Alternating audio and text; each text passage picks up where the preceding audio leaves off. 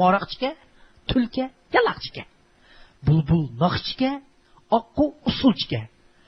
Turmush o'z ritmidagi odamlar intoyin xo'shal ekan. Neç tağının arasında, 1000 çakırım nerisida bir yurt var ekan. Bu yurtning tuprog'i munbat, odamlari ishchan, tirishchan ekan. Bu yurtning odamlari o'z yurtini bakmi qadrligash ham yaxshi ko'rgashga, yurtiga bo'lgan muhabbatini o'zining naqsh qo'shiqlarida ifodalaydi ekan.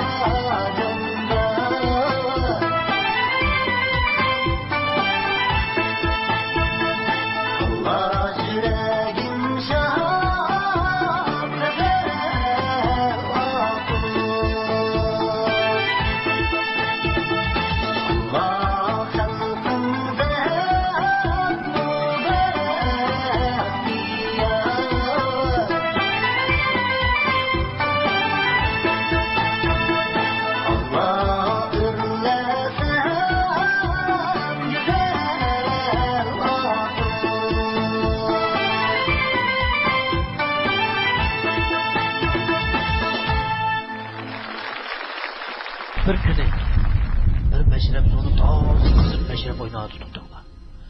Birsi shu mashrab sani